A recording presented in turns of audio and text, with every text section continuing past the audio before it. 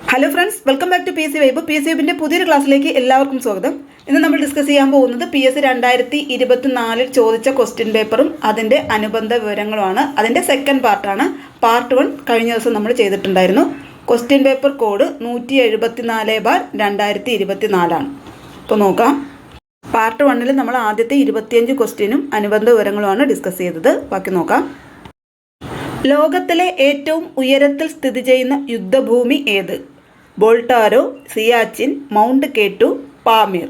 ഉത്തരം option B ആണ്, സിയാച്ചിനാണ്. ലോകത്തിൽ ഏറ്റവും ഉയരത്തിൽ സ്ഥിതി ചെയ്യുന്ന യുദ്ധഭൂമി ഏതാണ്? സിയാച്ചിനാണ്. ഓക്കെ. ഭൂമിയുടെ മൂന്നാം ധ്രുവം എന്നറിയപ്പെടുന്നതും സിയാച്ചിനാണ്. മൂന്നാം ധ്രുവം എന്നറിയപ്പെടുന്നത് സിയാച്ചിനാണ്. അതുപോലെ ലോകത്തിലെ ഏറ്റവും ഉയരമേറിയ ഹെലിപ്പാഡ് സ്ഥിതി ചെയ്യുന്നതും എവിടെ തന്നെയാണ്? സിയാച്ചിനിലാണ്. ലോകത്തിലെ ഏറ്റവും ഉയരമേറിയ ഹെലിപ്പാഡ് സ്ഥിതി ചെയ്യുന്നതും സിയാച്ചിനിലാണ്. റോസാപ്പൂക്കൾ സുലഭം എന്നാണ് സിയാച്ചിൻ എന്ന വാക്കിൻ്റെ അർത്ഥം. റോസാപ്പൂക്കൾ സുലഭം എന്നാണ് സിയാച്ചിൻ എന്ന വാക്കിൻ്റെ അർത്ഥം. ഇനി സിയാച്ചിൻ ഹിമാനിയിൽ നിന്ന് ഉത്ഭവിക്കുന്ന നദി ചോദിച്ചിട്ടുണ്ട്. സിയാച്ചിൻ ഹിമാനിയിൽ നിന്ന് ഉത്ഭവിക്കുന്ന നദി നുബ്ര നദിയാണ്. സിയാച്ചിൻ ഹിമാനിയിൽ നിന്ന് ഉത്ഭവിക്കുന്ന നദി നുബ്ര നദിയാണ്. നുബ്ര നദി ചെന്ന് ചേരുന്നത് സിന്ധുവിൻ്റെ പോഷക നദിയായ ഷ്യോക്ക് നദിയിലാണ്. സിയാച്ചിൻ ഹിമാനിയിൽ നിന്ന് ഉത്ഭവിക്കുന്ന നദി നുബ്ര നദി. നുബ്ര നദി ചെന്ന് ചേരുന്നത് ഷ്യോക്ക് നദിയിലാണ്. സിന്ധുവിൻ്റെ പോഷക നദിയായ ഷ്യോക്ക് നദിയിലാണ് നുബ്ര നദി ചേർന്ന് പതിക്കുന്നത്. ഓക്കെ. ഇനി ഓപ്ഷനിലുള്ള മൗണ്ട് കേറ്റുവിനെ പറ്റി നോക്കാം. ഇന്ത്യയിലെ ഏറ്റവും ഉയരം കൂടിയ കൊടുമുടിയാണ് മൗണ്ട് കേറ്റു. ഇന്ത്യയിലെ ഏറ്റവും ഉയരം കൂടിയ കൊടുമുടി ഏതാണ്? മൗണ്ട് കേറ്റു ആണ്. ഗോഡ്വിൻ ആസ്റ്റിൻ എന്നറിയപ്പെടുന്നതും ഇത് തന്നെയാണ്, മൗണ്ട് കേറ്റു ആണ്. മൗണ്ട് കേറ്റുവിൻ്റെ പേരാണ് ഗോഡ്വിൻ ആസ്റ്റിൻ. ഇനി എപ്പോഴും PSC ചോദിക്കാറുള്ളതാണ്, മൗണ്ട് കേറ്റു സ്ഥിതി ചെയ്യുന്ന പർവ്വതനിര ഏതാണ്? മൗണ്ട് കേറ്റു സ്ഥിതി ചെയ്യുന്ന പർവ്വതനിര കാറക്കോറം പർവ്വതനിരയിലാണ്. മൗണ്ട് കേറ്റു സ്ഥിതി ചെയ്യുന്നത് എവിടെയാണ്? കാറക്കോറം പർവ്വതനിരയിലാണ്. മൗണ്ട് കേറ്റുവിൻ്റെ ഉയരം 8611 മീറ്ററാണ്. മൗണ്ട് കേറ്റുവിൻ്റെ ഉയരം 8611 മീറ്റർ. ഇനി ലോകത്തിൻ്റെ മേൽക്കൂര എന്നറിയപ്പെടുന്നത് പാമീർ പർവ്വതക്കെട്ടാണ്. ലോകത്തിൻ്റെ മേൽക്കൂര എന്നറിയപ്പെടുന്നത് പാമീറാണ്. ഓക്കെ. അടുത്ത ക്വസ്റ്റ്യൻ നോക്കാം. ഇന്ത്യയുടെ അതിർത്തി രാജ്യങ്ങളെ സംബന്ധിച്ച വിവരങ്ങളിൽ തെറ്റ് ഏതെന്നാണ് ക്വസ്റ്റ്യൻ. പടിഞ്ഞാറ് പാകിസ്ഥാൻ, കിഴക്ക് ഭൂട്ടാൻ, വടക്ക് നേപ്പാൾ, തെക്ക് കിഴക്ക് ഭൂട്ടാൻ. ഇന്ത്യയുടെ അതിർത്തി രാജ്യങ്ങളെ സംബന്ധിച്ച വിവരങ്ങളിൽ തെറ്റാണ് ചോദിച്ചിരിക്കുന്നത്. ഉത്തരം ഓപ്ഷൻ ഡി ആണ്. തെക്ക് കിഴക്ക് ഭൂട്ടാൻ എന്നുള്ളത് തെറ്റാണ്. ഓക്കെ. ഇന്ത്യ കര അതിർത്തി പങ്കിടുന്ന രാജ്യങ്ങളുടെ എണ്ണം 7 ഇന്ത്യ കര അതിർത്തി പങ്കിടുന്ന രാജ്യങ്ങളുടെ എണ്ണം 7. പടിഞ്ഞാറ് പാകിസ്ഥാനും അഫ്ഗാനിസ്ഥാനും, കിഴക്ക് ബംഗ്ലാദേശും മ്യാൻമറും, വടക്ക് നേപ്പാൾ, ചൈന, ഭൂട്ടാൻ. ഒന്നുകൂടി പറയാം. പടിഞ്ഞാറ് പാകിസ്ഥാനും അഫ്ഗാനിസ്ഥാനും, കിഴക്ക് ബംഗ്ലാദേശും മ്യാൻമറും, വടക്ക് നേപ്പാൾ, ചൈന, ഭൂട്ടാൻ. ഓക്കെ. അടുത്ത ക്വസ്റ്റ്യൻ. ഇന്ത്യയുടെ ഭൂപ്രകൃതി സവിശേഷത ഒറ്റയാനെ കണ്ടെത്താൻ. ഉത്തര പർവ്വത മേഖല, ഹിമാലയം, ഉത്തരേന്ത്യൻ സമതലം, തീരസമതലങ്ങളും ദ്വീപുകളും. ഇതിൽ ഒറ്റയാനെ കണ്ടെത്താനാണ് ചോദിച്ചിരിക്കുന്നത്. ഉത്തരം ഓപ്ഷൻ ബി ആണ്, ഹിമാലയം. ഓക്കെ. PSC എപ്പോഴും ചോദിക്കാറുള്ളതാണ്, ഭൂപ്രകൃതി അനുസരിച്ച് ഇന്ത്യയെ എത്രയായി തരംതിരിച്ചിരിക്കുന്നുവെന്ന്. ഭൂപ്രകൃതി അനുസരിച്ച് ഇന്ത്യയെ 5 തിരിച്ചിട്ടുണ്ട്. ഉത്തര പർവ്വത മേഖല, ഉത്തര മഹാസമതലം, ഉപദ്വീപീയ പീഠഭൂമി, തീരസമതലങ്ങൾ, ദ്വീപുകൾ. ഏതൊക്കെയാണ് ഭൂപ്രകൃതി അനുസരിച്ച് ഇന്ത്യയെ? ഉത്തര പർവ്വത മേഖല, ഉത്തര മഹാസമതലം, ഉപദ്വീപീയ പീഠഭൂമി, തീരസമതലങ്ങൾ, ദ്വീപുകൾ. ഓക്കെ. അടുത്ത ക്വസ്റ്റ്യൻ നോക്കാം. ഇന്ത്യയിൽ അനുഭവപ്പെടുന്ന കാലാവസ്ഥയിൽ തെറ്റായ വിവരം ഏത്? ഉഷ്ണകാലത്ത് രാജ്യത്തെ ഏറ്റവും കൂടുതൽ ചൂട് അനുഭവപ്പെടുന്നത് രാജസ്ഥാനിലെ ബാമർ എന്ന സ്ഥലത്താണ്. ഇന്ത്യയിൽ ഏറ്റവും വലിയ മഴക്കാലം തെക്കു പടിഞ്ഞാറൻ മൺസൂൺ കാലം. ശൈത്യകാലത്ത് പശ്ചിമ ബംഗാളിൽ അനുഭവപ്പെടാറുള്ള ഇടിയോടുകൂടിയ ശക്തമായ മഴയാണ് കാൽബൈശാഖി. മൺസൂണിൻ്റെ പിൻവാങ്ങൽ കാലം വടക്ക് കിഴക്കൻ മൺസൂൺ കാറ്റുകൾ. ഇതിൽ തെറ്റായ വിവരം ഏതെന്നാണ് ചോദിച്ചിരിക്കുന്നത്. ഉത്തരം ഓപ്ഷൻ സി ആണ്. ശൈത്യകാലത്ത് പശ്ചിമ ബംഗാളിൽ അനുഭവപ്പെടാറുള്ള ഇടിയോടുകൂടിയ ശക്തമായ മഴയാണ് കാൽബൈശാഖി എന്ന് പറയുന്നത് തെറ്റാണ്. ശൈത്യകാലത്തല്ല, മൺസൂൺ കാലത്താണ്. അതാണ് തെറ്റ്. മൺസൂൺ കാലത്ത് പശ്ചിമ ബംഗാളിൽ അനുഭവപ്പെടാറുള്ള ഇടിയോടുകൂടിയ ശക്തമായ മഴയാണ് കാൽബൈശാഖി. ഓക്കെ. ബാക്കിയെല്ലാം ശരിയാണ്. അടുത്ത ക്വസ്റ്റ്യൻ. കേരളത്തിൻ്റെ ഭൂപ്രകൃതി സവിശേഷതകളിൽ ശരി ഏത്? അക്ഷാംശം 8 ഡിഗ്രി 18 മിനിറ്റ് വടക്ക് മുതൽ 12 ഡിഗ്രി 48 മിനിറ്റ് വടക്ക് വരെ. രേഖാംശം 74 ഡിഗ്രി 52 മിനിറ്റ് കിഴക്ക് മുതൽ 77 ഡിഗ്രി 22 മിനിറ്റ് കിഴക്ക് വരെ. ഭൂപ്രകൃതിയുടെ അടിസ്ഥാനത്തിൽ കേരളത്തെ മലനാട്, ഇടനാട്, തീരപ്രദേശം എന്നിങ്ങനെ തിരിക്കാം. ഇതിൽ ശരിയായിട്ടുള്ളത് ഏതെന്നാണ് ചോദിച്ചിരിക്കുന്നത്? എല്ലാം ശരിയാണ്. ഓക്കെ, ഓപ്ഷൻ ഡി ആണ് ആൻസർ, എല്ലാം ശരി. PSC എപ്പോഴും ചോദിക്കാറുള്ളതാണ്. കേരളത്തെ ഭൂപ്രകൃതി അനുസരിച്ചിട്ട് 3 ആയിട്ടാണ് തിരിച്ചിരിക്കുന്നത്: മലനാട്, ഇടനാട്, തീരപ്രദേശം. മലനാട്, ഇടനാട്, തീരപ്രദേശം. സമുദ്രനിരപ്പിൽ നിന്നും 75 മീറ്റർ ഉയരമുള്ള പ്രദേശങ്ങളെയാണ് മലനാട് എന്ന് പറയുന്നത്. സമുദ്രനിരപ്പിൽ നിന്നും 75 മീറ്റർ ഉയരമുള്ള പ്രദേശങ്ങൾ മലനാടെന്നും 7.5 മീറ്ററിനും 75 മീറ്ററിനും ഇടയിലുള്ളതാണ് ഇടനാട്. 7.5 മീറ്ററിനും 75 മീറ്ററിനും ഇടയിലുള്ളത് ഇടനാട്. 7.5 മീറ്ററിന് താഴെ, സമുദ്രനിരപ്പിൽ നിന്നും 7.5 മീറ്ററിന് താഴെയുള്ള പ്രദേശങ്ങളാണ് തീരപ്രദേശങ്ങൾ. ഓക്കെ, അടുത്ത ക്വസ്റ്റ്യൻ നോക്കാം. സൂചനകളിൽ നിന്ന് പ്രദേശം തിരിച്ചറിയുക. പശ്ചിമഘട്ടത്തിന്റെ പൂർവ്വഭാഗത്തുള്ള തമിഴ്നാടിനെയും പശ്ചിമഭാഗത്തുള്ള കേരളത്തിനെയും യോജിപ്പിക്കുന്ന മലമ്പാത ഏകദേശം 40 കിലോമീറ്റർ വീതിയുണ്ട്. ഇന്ത്യയിലെ ഏറ്റവും താഴ്ന്ന പ്രദേശം തൃശ്ശൂരിലാണ്. ഇത് ഏത് പ്രദേശത്തെക്കുറിച്ചിട്ടാണ് പറയുന്നതെന്നാണ് ചോദിച്ചിരിക്കുന്നത്. ഉത്തരം ഓപ്ഷൻ ബി ആണ്, പാലക്കാട് ചുരമാണ്. പശ്ചിമഘട്ടത്തിന്റെ പൂർവ്വഭാഗത്തുള്ള തമിഴ്നാടിനെയും പശ്ചിമഭാഗത്തുള്ള കേരളത്തെയും തമ്മിൽ ബന്ധിപ്പിക്കുന്ന മലമ്പാതയാണ് പാലക്കാട് ചുരം. കേരളത്തിലെ ഏറ്റവും വലിയ ചുരമാണ് പാലക്കാട് ചുരം. അടുത്ത ക്വസ്റ്റ്യൻ. കേരളത്തിലെ നദികളെ നീളത്തിന്റെ അടിസ്ഥാനത്തിൽ നീളം കൂടിയത് ആദ്യം എന്ന രീതിയിൽ പട്ടികപ്പെടുത്തുക. ഉത്തരം ഓപ്ഷൻ ഡി ആണ്.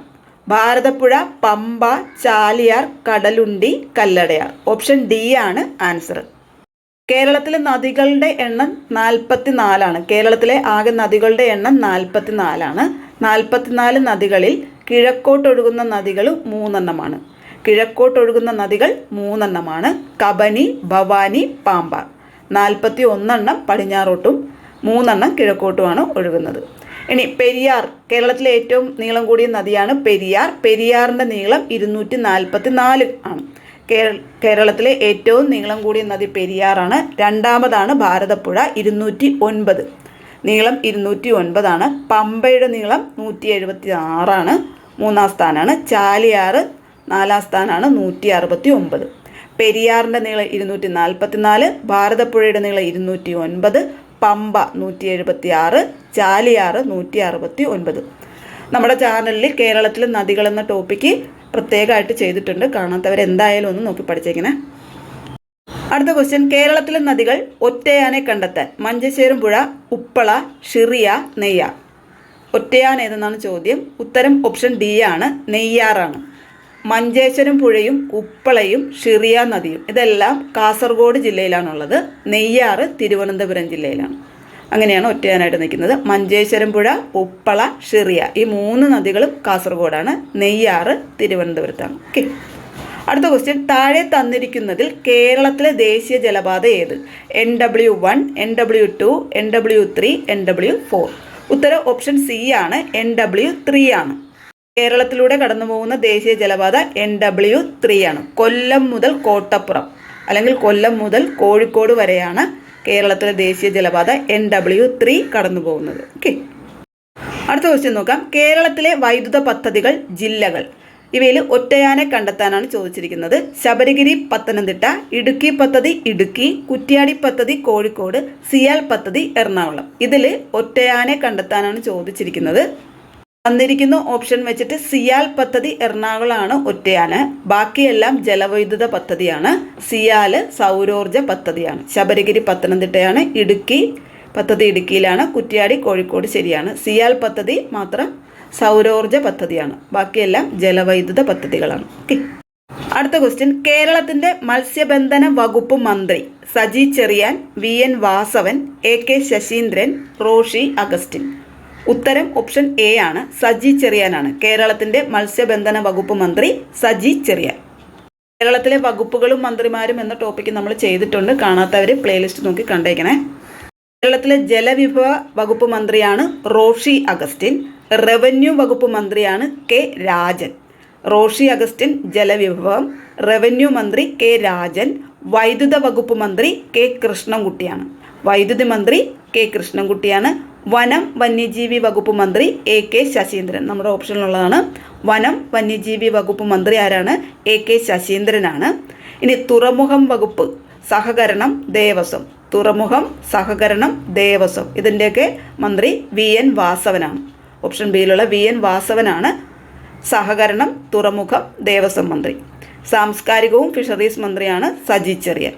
ഇനി ഗതാഗത വകുപ്പ് മന്ത്രി KB ഗണേഷ് കുമാറാണ്. ഗതാഗതം KB ഗണേഷ് കുമാർ. കായിക മന്ത്രി അബ്ദുറഹ്മാനാണ്. കായിക മന്ത്രി അബ്ദുറഹ്മാനാണ്. ഭക്ഷ്യ പൊതുവിതരണ മന്ത്രി GR അനിലാണ്. ഭക്ഷ്യ പൊതുവിതരണ മന്ത്രി GR അനിലാണ്. ഇനി ധനകാര്യമന്ത്രി K ബാലഗോപാലാണ്. ഇനി ഉന്നത വിദ്യാഭ്യാസവും സാമൂഹ്യനീതി വകുപ്പ് മന്ത്രി R ബിന്ദുവാണ്. ഉന്നത വിദ്യാഭ്യാസം സാമൂഹ്യനീതി വകുപ്പ് മന്ത്രി ആരാണ്? R ബിന്ദുവാണ്. ഇനി മൃഗസംരക്ഷണം ക്ഷീരവികസനം അത് J ചിഞ്ചുറാണിയാണ്. മൃഗസംരക്ഷണവും ക്ഷീരവികസനം J ചിഞ്ചുറാണി. ഇനി തദ്ദേശ സ്വയംഭരണ വകുപ്പ് മന്ത്രി ആരാണ്? MB രാജേഷാണ്. തദ്ദേശ സ്വയംഭരണ വകുപ്പ് മന്ത്രി MB രാജേഷാണ്. ടൂറിസം പൊതുമരാമത്ത് വകുപ്പ് മന്ത്രി മുഹമ്മദ് റിയാസാണ്. ടൂറിസവും പൊതുമരാമത്ത് മന്ത്രി ആരാണ്? മുഹമ്മദ് റിയാസാണ്. ഇനി കൃഷി മന്ത്രി ആരാണ്? P പ്രസാദാണ്. കൃഷി മന്ത്രി P പ്രസാദ്. നമ്മൾ ഓൾറെഡി ക്ലാസ് ചെയ്തിട്ടുണ്ട്. കാണാത്തവർ പ്ലേലിസ്റ്റ് നോക്കി കണ്ടേക്കണേ. അടുത്ത ക്വസ്റ്റ്യൻ നോക്കാം. താഴെ തന്നിട്ടുള്ള സൂചനയിൽ നിന്ന് കേരളത്തിലെ വന്യജീവി സങ്കേതം കണ്ടെത്തുക. പശ്ചിമഘട്ടത്തിലെ മഴനിഴൽ പ്രദേശത്ത് സ്ഥിതി ചെയ്യുന്ന കേരളത്തിലെ ഏക വന്യജീവി സങ്കേതം.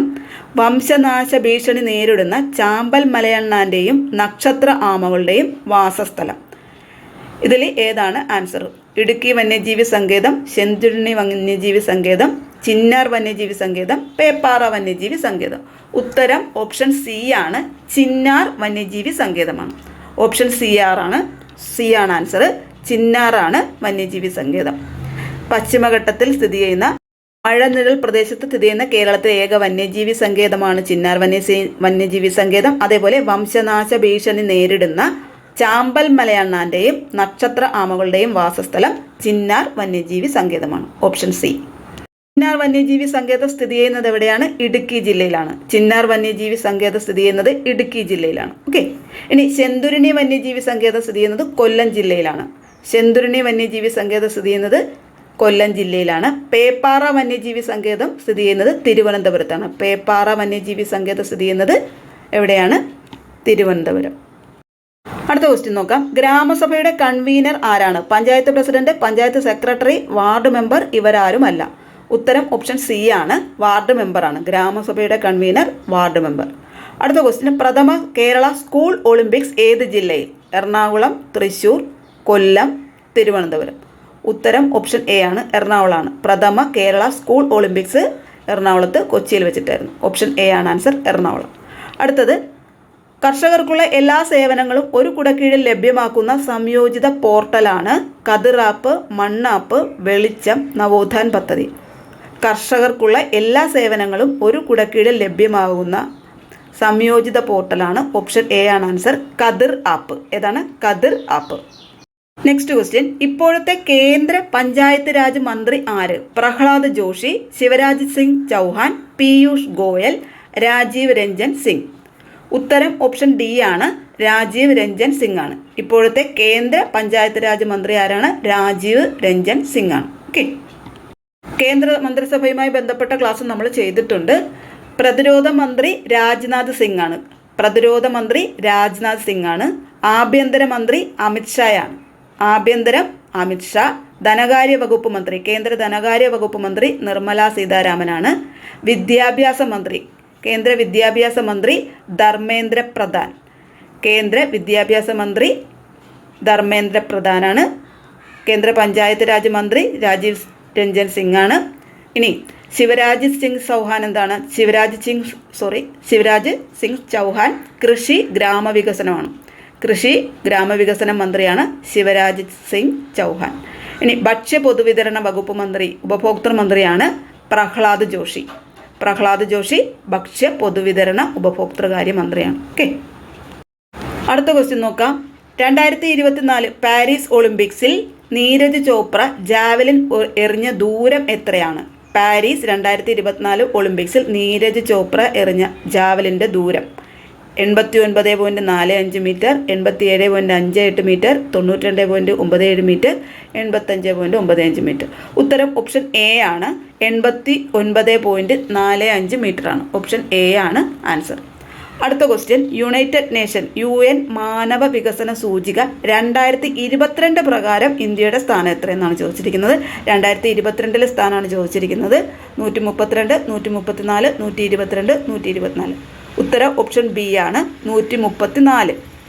UN മാനവ വികസന സൂചിക 2022 ഇന്ത്യയുടെ സ്ഥാനം 134 UN മാനവ വികസന സൂചിക 2023 ഇന്ത്യയുടെ സ്ഥാനം എത്രയാണെന്ന് ചോദിച്ചാൽ 132 2023 ഹ്യൂമൻ ഡെവലപ്മെൻറ്റ് ഇൻഡെക്സിൽ ഇന്ത്യയുടെ സ്ഥാനം 132 ഓക്കെ.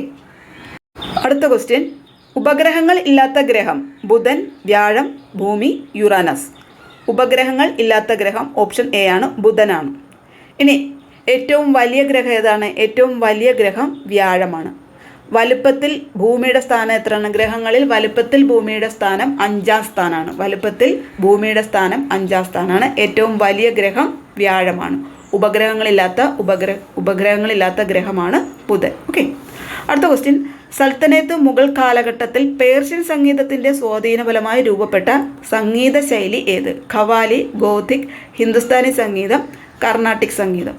ഉത്തരം ഓപ്ഷൻ എ ആണ്, ഖവാലിയാണ്. അടുത്ത ക്വസ്റ്റ്യൻ, ഇന്ത്യൻ ഭരണഘടനയുടെ ആമുഖം കാവ്യാത്മക ശൈലിയിൽ എഴുതിയത് ആര്? Doctor BR Ambedkar, doctor S Radhakrishnan, MP Narayana Menon, Jawaharlal Nehru. ഉത്തരം ഓപ്ഷൻ ഡി ആണ്, നെഹ്റു ആണ്. ജവഹർലാൽ നെഹ്റു ആണ് ഇന്ത്യൻ ഭരണഘടനയുടെ ആമുഖം കാവ്യാത്മക ശൈലിയിൽ എഴുതിയത്. ഓപ്ഷൻ ഡി, ജവഹർലാൽ നെഹ്റു ആണ്. ഇനി ഇന്ത്യൻ ഭരണഘടനയുടെ ശില്പി എന്നറിയപ്പെടുന്നത് ഡോക്ടർ BR അംബേദ്കർ ആണ്. ഇന്ത്യൻ ഭരണഘടനയുടെ ശില്പിയാണ് ഡോക്ടർ BR അംബേദ്കർ. ഇന്ത്യൻ ഭരണഘടനയുടെ ആമുഖം എത്ര തവണ ഭേദഗതി ചെയ്തിട്ടുണ്ട് എന്ന് ചോദിച്ചാൽ ഉത്തരം ഒരേ ഒരു തവണ മാത്രമേ. ഇന്ത്യൻ ഭരണഘടനയുടെ ആമുഖം ഒരു തവണ മാത്രമേ ഭേദഗതി ചെയ്തിട്ടുള്ളൂ. ഓക്കെ. അടുത്ത ക്വസ്റ്റ്യൻ, ഇന്ത്യയിൽ സാമ്പത്തിക വർഷമായി കണക്കാക്കുന്നത്. ഉത്തരം ഓപ്ഷൻ ഡി ആണ്, ഏപ്രിൽ 1 മുതൽ മാർച്ച് 31 വരെയാണ്. ഇന്ത്യയിൽ സാമ്പത്തിക വർഷമായി കണക്കാക്കുന്നത് ഏപ്രിൽ 1 മുതൽ മാർച്ച് 31 വരെ. അടുത്ത ക്വസ്റ്റ്യൻ, നമുക്ക് എല്ലാവരുടെയും ആവശ്യങ്ങളെ തൃപ്തിപ്പെടുത്താനുള്ള വിഭവമുണ്ട്, എന്നാൽ ഒരാളുടെ പോലും അത്യാഗ്രഹത്തെ നിറവേറ്റാനില്ലതാനും. ഈ വാക്കുകൾ ആരുടേതാണ്? ജവഹർലാൽ നെഹ്റു, ഗാന്ധിജി, സുഭാഷ് ചന്ദ്രബോസ്, സരോജിനി നായിഡു. ഉത്തരം ഓപ്ഷൻ ബി ആണ്, ഗാന്ധിജിയുടേതാണ് ഈ വാക്കുകൾ. SCERT ടെക്സ്റ്റിലുള്ളതാണിത്, ഗാന്ധിജിയുടേതാണ്. ഓക്കെ. അടുത്തത്, ശ്രീലങ്കൻ ക്രിക്കറ്റ് ഇതിഹാസം മുത്തയ്യ മുരളീധരൻ്റെ ജീവിതം ആസ്പദമാക്കി പുറത്തിറങ്ങിയ ചലച്ചിത്രം ഏത്? ഗോൾ, 800, വിന്നർ, ജീവിത നൗക. ഉത്തരം ഓപ്ഷൻ ബി ആണ്, 800 ആണ്. Option B 800. അടുത്ത ക്വസ്റ്റ്യൻ, ലോക അധ്യാപക ദിനം എന്നാണ്? ലോക അധ്യാപക ദിനം ജനുവരി 25, ഒക്ടോബർ 5, മാർച്ച് 4, ജൂൺ 15. ഉത്തരം ഓപ്ഷൻ ബി ആണ്, ഒക്ടോബർ 5 ആണ്. ഇനി ദേശീയ അധ്യാപക ദിനം സെപ്റ്റംബർ 5 ആണ്. ദേശീയ അധ്യാപക ദിനം സെപ്റ്റംബർ 5 ആണ്. ലോക അധ്യാപക ദിനം ഒക്ടോബർ 5. അടുത്ത ക്വസ്റ്റ്യൻ, ഇന്ത്യയിലെ ആദ്യത്തെ സൗരോർജ്ജ വിനോദസഞ്ചാര ബോട്ട് ഏതാണ്? ഇന്ദ്ര, അപ്പു, ജലറാണി, പത്മിനി. ഉത്തരം ഓപ്ഷൻ എ ആണ്, ഇന്ദ്രയാണ്. ഇന്ത്യയിലെ ആദ്യത്തെ സൗരോർജ്ജ വിനോദസഞ്ചാര ബോട്ട് ഏതാണ്? ഇന്ദ്ര. അടുത്ത ക്വസ്റ്റ്യൻ, 2024 G20 ഉച്ചകോടിക്ക് അധ്യക്ഷത വഹിക്കുന്ന രാജ്യം ഏത്? Brazil, India, Australia, Finland. 2024 G20 ഉച്ചകോടിക്ക് അധ്യക്ഷത വഹിക്കുന്ന രാജ്യം ബ്രസീലാണ്. ഉത്തരം ഓപ്ഷൻ എ ആണ്, ബ്രസീലാണ്. ഇനി 2023 ആതിഥേയത്വം വഹിച്ചത് G20 ഉച്ചകോടിക്ക് ആതിഥേയത്വം വഹിച്ചത് ഇന്ത്യയാണ്. 2023 ഇന്ത്യ, 2024 G20 ഉച്ചകോടിക്ക് ആതിഥേയത്വം വഹിച്ചത് ബ്രസീലാണ്. അടുത്ത ക്വസ്റ്റ്യൻ നോക്കാം. പ്രസ്താവനകൾ വിലയിരുത്തി താഴെ പറയുന്നവയിൽ നിന്നും ശരിയായ ഉത്തരം കണ്ടെത്തുക. ശുദ്ധരക്തം വഹിക്കുന്ന രക്തക്കുഴലുകളാണ് ശ്വാസകോശ ധമനി. ശുദ്ധരക്തം വഹിക്കുന്ന രക്തക്കുഴലുകളാണ് ശ്വാസകോശ സിര. അശുദ്ധരക്തം വഹിക്കുന്ന രക്തക്കുഴലാണ് ശ്വാസകോശ ധമനി. അശുദ്ധരക്തം വഹിക്കുന്ന രക്തക്കുഴലാണ് ശ്വാസകോശ സിര. ഉത്തരം ഓപ്ഷൻ ഡി ആണ്, ബിയും സിയും ആണ് ശരി. ബി ഏതാണ്? ശുദ്ധരക്തം വഹിക്കുന്ന രക്തക്കുഴലാണ് ശ്വാസകോശ സിര. ഇനി സി എന്താണ്? അശുദ്ധരക്തം വഹിക്കുന്ന രക്തക്കുഴലാണ് ശ്വാസകോശ ധമനി. അപ്പോൾ ബിയും സിയും ആണ് ശരി. സാധാരണ ശുദ്ധരക്തം വഹിക്കുന്നത് ധമനിയും അശുദ്ധരക്തം വഹിക്കുന്നത് സിരകളുമാണ്. എന്നാൽ ശുദ്ധരക്തം വഹിക്കുന്ന ഒരേ ഒരു സിരയാണ് ശ്വാസകോശ സിര. ശുദ്ധരക്തം വഹിക്കുന്ന ഒരേ ഒരു സിരയാണ് ശ്വാസകോശ സിര. അതേപോലെ അശുദ്ധരക്തം വഹിക്കുന്ന ഒരേ ഒരു ധമനിയാണ് ശ്വാസകോശ ധമനി. ഓക്കെ, അടുത്ത ക്വസ്റ്റ്യൻ നോക്കാം. താഴെ പറയുന്നവയിൽ കൊഴുപ്പിൽ ലയിക്കുന്ന വിറ്റാമിനുകൾ ഏതെല്ലാം? ഉത്തരം ഓപ്ഷൻ ഡി ആണ്. എയും ഡിയും ആണ് ശരി. എ ഏതാണ്? വിറ്റാമിൻ എയും, ഡി വിറ്റാമിൻ ഡിയും. എയും ഡിയും, വിറ്റാമിൻ എയും ഡിയും എന്താണ്? കൊഴുപ്പിൽ ലയിക്കുന്നവയാണ്. ഇനി ജലത്തിൽ ലയിക്കുന്നവയാണ് ബിയും സിയും. ജലത്തിൽ ലയിക്കുന്ന വിറ്റാമിനുകളാണ് ബിയും സിയും. കൊഴുപ്പിൽ ലയിക്കുന്നവ ഏതൊക്കെയാണ്? A, D, E, K. A, D, E, K ഇത്രയും കൊഴുപ്പിൽ ലയിക്കുന്നവയാണ്. Vitamin A, vitamin D, vitamin E, vitamin K ഇത്രയും കൊഴുപ്പിൽ ലയിക്കുന്നവയാണ്. ബിയും സിയും ജലത്തിൽ ലയിക്കുന്നവയാണ്. ഓക്കെ, അടുത്ത ക്വസ്റ്റ്യൻ. താഴെ പറയുന്നവയിൽ മെച്ചപ്പെട്ട ഇനം പച്ചമുളക് ഏതാണ്? ലോല, മാലിക, ജ്വാലാമുഖി, ഭാഗ്യലക്ഷ്മി. ഉത്തരം ഓപ്ഷൻ സി ആണ്. ജ്വാലാമുഖിയാണ്. മെച്ചപ്പെട്ട ഇനം അല്ലെങ്കിൽ സങ്കര ഇനം പച്ചമുളകാണ് ജ്വാലാമുഖി. ലോല, മാലിക, ഭാഗ്യലക്ഷ്മി ഇവയെല്ലാം സങ്കരയിനം പയറുകളാണ്. ലോല, മാലിക, ഭാഗ്യലക്ഷ്മി ഇവയെല്ലാം സങ്കരയിനം പയറുകളാണ്. ജ്വാലാമുഖി പച്ചമുളകാണ്. ഓക്കെ, അടുത്ത ക്വസ്റ്റ്യൻ നോക്കാം. താഴെ പറയുന്നവയിൽ ഫിറോമോണിന് ഉദാഹരണം ഏത്? Cytokinin, ബോംബിക്കോൾ, auxin, gibberellin. ഉത്തരം ഓപ്ഷൻ ബി ആണ്. ബോംബിക്കോൾ ആണ്. ഫിറോമോണിന് ഉദാഹരണം ഓപ്ഷൻ ബി ബോംബിക്കോൾ. അടുത്തത്. താഴെ പറയുന്നവയിൽ ജീവജാലങ്ങളുടെ എക്സിറ്റു സംരക്ഷണത്തിന് ഉദാഹരണം, എക്സിറ്റു കൺസർവേഷന് ഉദാഹരണം ഏതെന്നാണ്? Botanical garden, biosphere reserve, national park, വന്യജീവി സങ്കേതം. ഉത്തരം ഓപ്ഷൻ എ ആണ്. ബോട്ടാണിക്കൽ ഗാർഡൻ ആണ് തന്നിരിക്കുന്നവയിൽ എക്സിറ്റു കൺസർവേഷന് ഉദാഹരണം. SCERT ടെക്സ്റ്റ് ബുക്കിൽ നിന്ന് എടുത്തിട്ടുള്ള ക്വസ്റ്റ്യൻ ആണ്. എക്സിറ്റു കൺസർവേഷനും ഇൻസിറ്റു കൺസർവേഷനും. ഇൻസിറ്റു കൺസർവേഷന് ഉദാഹരണങ്ങളാണ് ബോട്ടാണിക്കൽ ഗാർഡനും സുവോളജിക്കൽ ഗാർഡനും ജീൻ ബാങ്കുകൾ. Zoological garden, botanical garden, gene ബാങ്കുകൾ ഇത്രയും എക്സിറ്റു കൺസർവേഷന് ഉദാഹരണമാണ്. ഓക്കെ, ബാക്കിയെല്ലാം ഇൻസിറ്റു കൺസർവേഷൻ ഉദാഹരണം. അടുത്ത ക്വസ്റ്റ്യൻ. 2023 വൈദ്യശാസ്ത്ര നോബൽ സമ്മാനം ലഭിച്ചത് ഏത് രോഗത്തിനെതിരെയുള്ള വാക്സിൻ കണ്ടെത്തിയതിനാണ്? AIDS, Alzheimer's, COVID-19, hepatitis. ഉത്തരം ഓപ്ഷൻ സി ആണ്.